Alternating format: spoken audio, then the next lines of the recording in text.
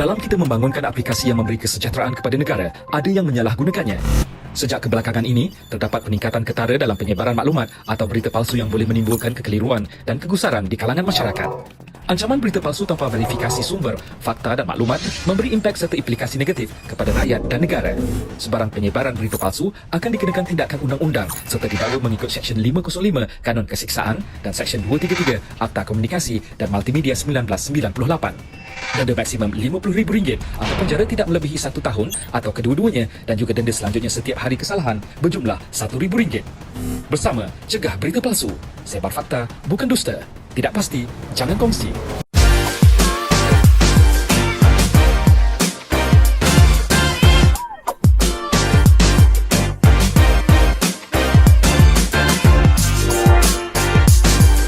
Assalamualaikum and hi everyone. Welcome to Sembang Studio Podcast. Today I'm your host, Nurdia Akila, and I will bring the special guest. Please introduce yourself. Hi, I'm Deborah. I am a reporter of DDC News and I have been working in this industry for almost 5 years now.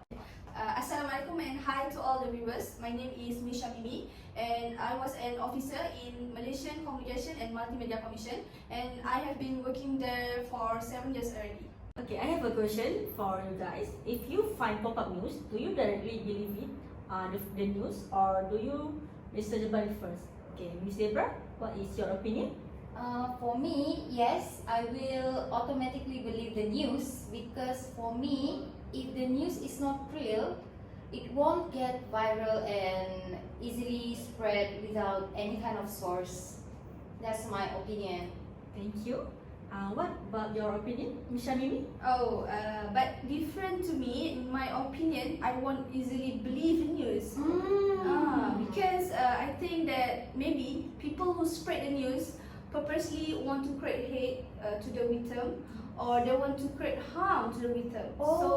I won't easily get believed and I will make a research first before I believe the news. Okay, thank you. Yeah, that's my opinion. Okay, thank you for your response. And I have another question. Who do you think to be blamed for this action? I think there is no right or wrong between whether we want to believe the fake news or not because the person that should be blamed for is the person who made the news itself because without him making the news, there will not be any news to spread or to be viral for. Yeah. What about you, Shamimi? The fake news has been spreading away in Malaysia, yes. We can see so many fake news in social media, Yes. television. Reporter itself spread the fake news. So that's why the government has created the Fake News Act, which is Fake News Act 2018. Okay, so everyone, let's watch this video first. The media plays a vital role in conveying information to the community. Now, through the internet, the role of the media is getting easier but more challenging. The existence of the internet helps speed up the process of delivering news of all and news of information. According to the Act, fake news is any news, information, data, reports that are either entirely or partially untrue, regardless of how they are presented as features, image, audio, files, or in any other way of suggesting words or ideas.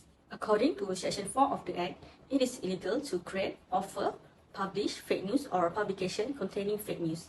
This means that anyone who through any means intentionally creates, offer, publish, print, distributes, circulates or disseminates any fake news or publication containing fake news is guilty of this offence.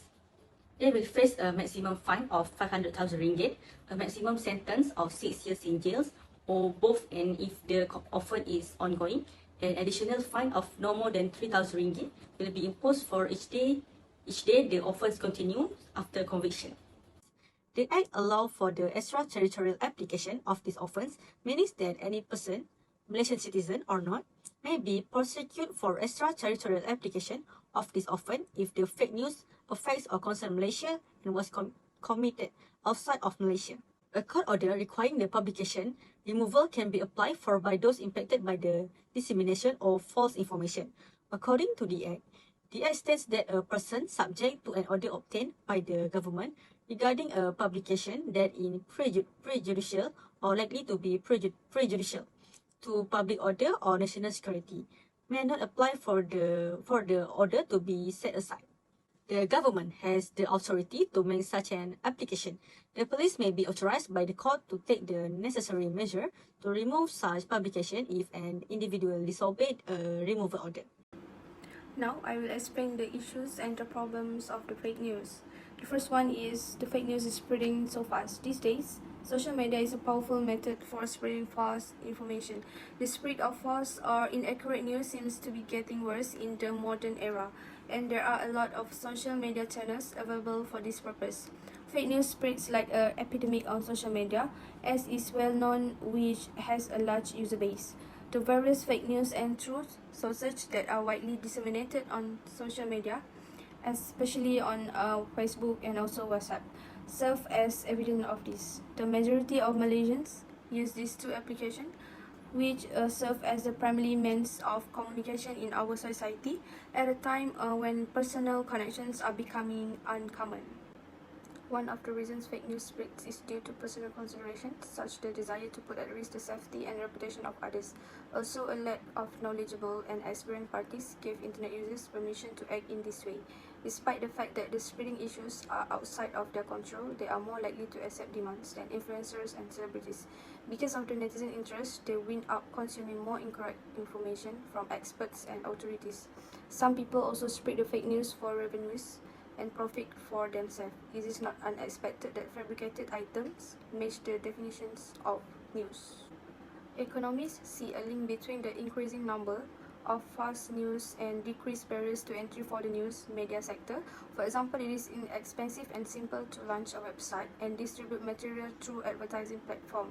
In the modern day, even fake news pieces that go viral on social media can generate large cash when readers go to the original website, unlike in the past when publishing false stories would put media firms' future earnings at risk. Revenues can be simply converted from these clicks.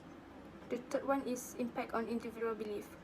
Most of these fake news are aimed at manipulating, influencing, and inflaming public feelings towards an individual or an organization.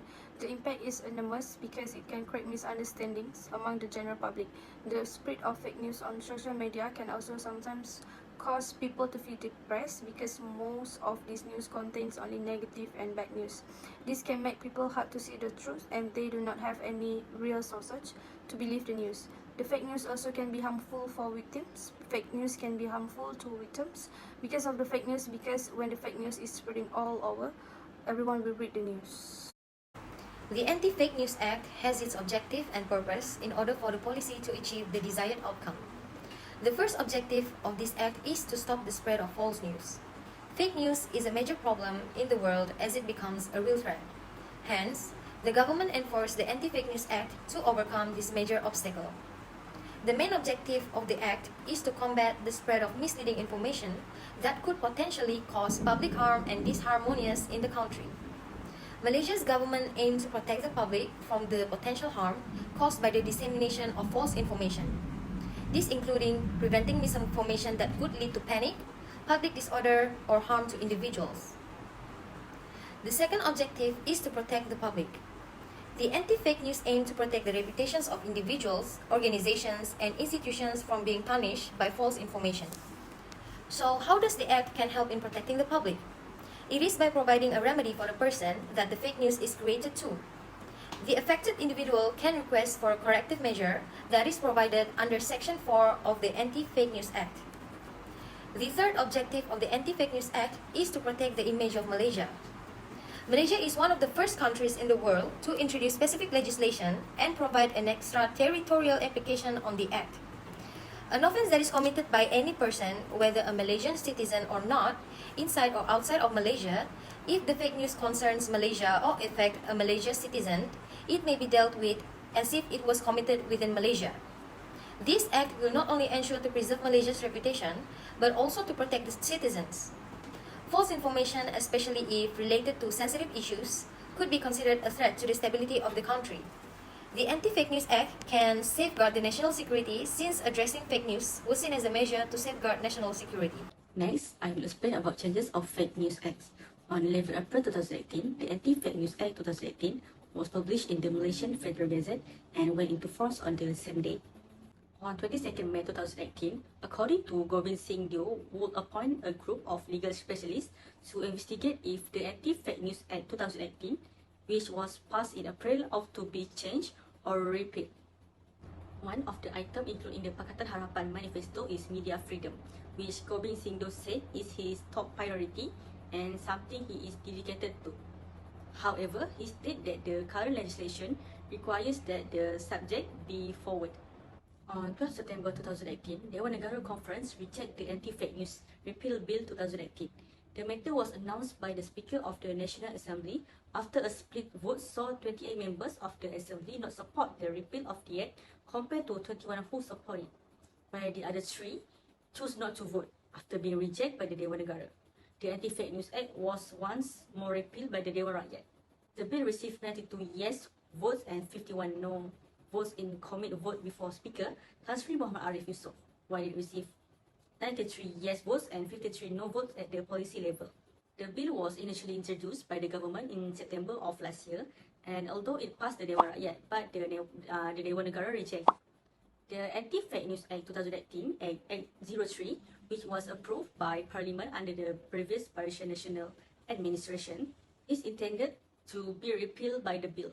According to the bill, copies of which were circulated to the media, among other state that the provision to repeal Act 03 was due to a change in government policy that fake news can be tackled with existing law.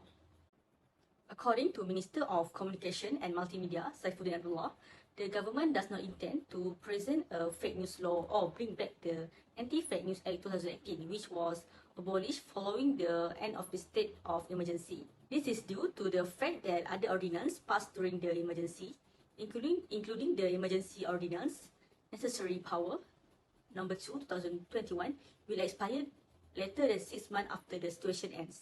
Saifuddin assured that the ongoing investigation into the fake news case will not be impacted by the bill's repeal following the lifting of the state of emergency. Other laws that can be applied in this situation include the Communication and Multimedia Act 1998 and the Sedition Act. There has been a significant increase in the trend of fake news since the Fake News Ordinance was enforced. This is because he said the Fake News Ordinance helps speed up the investigation. In the meantime, Saifuddin added the ministry through its agency such as Radio Television Malaysia, RTM, the Department of Information, the Malaysian Communication and Multimedia Commission, MCMC, and the Pertubuhan Berita Nasional Malaysia, bernama, have provided accurate and authentic information about government policies continuously through their respective platforms. I will continue this presentation with an explanation on the challenges in implementing the Anti-Fake News Act. The first challenge is freedom of speech and ambiguous definition. The Anti-Fake News Act has been criticized for preventing free speech and its loose definition of fake news. This is one of the reasons of why a majority of the parliament voted for its repeal. There were concerns that the broad definition of fake news could lead to the restriction of informations and opinions. This is because the act was incompatible with international human rights law and would be used to censor speech and punish government critics. The second challenge in the Anti-Fake News Act is the implementation of the provisions had extraterritorial implications which allow Malaysia to take action against those outside the country who were deemed to have spread fake news about Malaysia. Enforcing anti-fake news laws beyond national borders can be challenging, especially if the content is hosted on servers located outside Malaysia. The challenge for the extraterritorial application on this act is if a person or entity responsible for spreading fake news is located outside Malaysia, extradition processes may be involved. Because of the territorial provision, there is a problem that arises due to a difference on cultural and legal perspective. This is because what one country considers fake news might be protected as free speech or expression in another. This raises concerns about potential clashes with the laws of other jurisdictions. The third challenge in implementing the Anti-Fake News Act is penalties and breach of privacy. Malaysia's Anti-Fake News Act is punishable by up to 6 years in jail and a fine up to 500,000 ringgit Malaysia. The Act imposed harsh penalties, including fines and imprisonment, which some consider too much. Investigating and taking action against fake news may involve the collection and processing of personal data. The Anti-Fake News Act establishes vague requirements for the preservation and disclosure of personal data by granting the police or authorized officer to access personal data, including access to necessary password, encryption code, description code, software or hardware, and disproportionately penalizes non-compliance, which may result in a breach of privacy. And now I will explain the resolutions for the issues and the problems of the fake news. The first one is think twice before sharing the news. Everyone is therefore responsible for all the content they post or share on social media. Only when all users know their responsibilities and are dedicated to improving them can such problems be reduced. The needs for users to always act responsible. Make sure that we read the entire story before we click the share button on our social network feeds. This may appear ridiculous, but it is important. The reason for this is that text updates and headlines alone have the power to quietly influence people's perceptions of the world. If we are sharing the fake news, we are also the causes of the fake news get spreading all over the world. So we need to be careful before we sharing the news. The second one is make sure to make a report. People are advised to report to the police any news that has elements of a scam. Also, we can report false information to the relevant social networking platform. Social media sites with report buttons for fake message or material include Facebook and Instagram. Facebook and Instagram will remove the content if several people report it. In addition, we also can inform the Malaysian Communications and Multimedia Commissions (MCMC) about fake information that has been spread via SMS service or social media. The report that we make can help the fake news to stop from spreading. The last one is verify the source of the news. Verification of the source of information is important in specifying which stories are real and which story is fake. We can possibly accept and believe information that we obtain online or elsewhere when the citations of facts and information are included. As instant news article that published in genuine newspaper, journal, or in any other publication and studies from reputable college, university, or government agencies. However, be cautious of information that has no citation to any resources and information that directly to illegitimate website. It is important to confirm the information source in order to tell the difference between facts and real news. When facts and information are provided, we can be able to accept and believe things that we have seen online or in other websites. In conclusion, enforcement and awareness of cyber laws such as the Anti-Fake News Act 2018 are effective in controlling online political engagement through online platforms. Similar to Barack Obama election win in 2012, the previous election, Malaysia GE13, is also known as a social media election. The snowball effect of information explosion through information sharing on social media is unpredictable and risky, especially on the account of a contrary direction. This signifies a need for controlling online information dissemination from the spreading of fake information. There are a few parties who use social media as a platform to spread fake news and information. This act can have a negative impact on the mind and life of the community. Every news or information published or shared, especially through social media, needs to be verified first. The easygoing and irresponsible attitude of social media practitioners will contribute to the spread of fake news. By using electronic media, every fake news will spread and spread quickly. Overall, mass media and social media are important telecommunication tools in today's era. The technologies that exist and has been used today is not wrong, but the influence of the spread of news and information through social media by the community is increasingly felt from time to time. This is because social media users have alternatives to receive information and news circulating on social media where it has been or has not been filtered. The use of social media is becoming more popular in society's life. The emergence of some negative impacts indirectly. The impact will affect the social, economy, and political aspect. Therefore, we should know the laws or regulations that have been set by the respective national governments so that we can use social media in a correct and wise way to avoid getting caught up in something negative.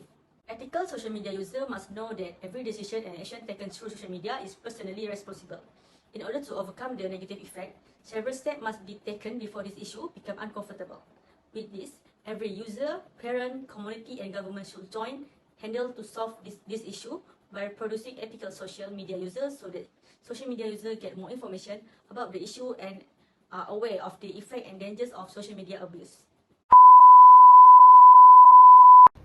Okay, thank you for coming, you guys. Okay, any last word for our viewers? Okay everyone, I hope you guys will be very more careful after this with whatever you are reading, and please make use of the Fake News Act that has been created in Malaysia. What about you, Miss Mimi? Okay, so my advice to all the viewers, I hope if you guys found a news, you guys should make a research before you guys spread it, or you guys want to believe it, please make a research first. And tak pasti, jangan kongsi. Until next time. Bye-bye!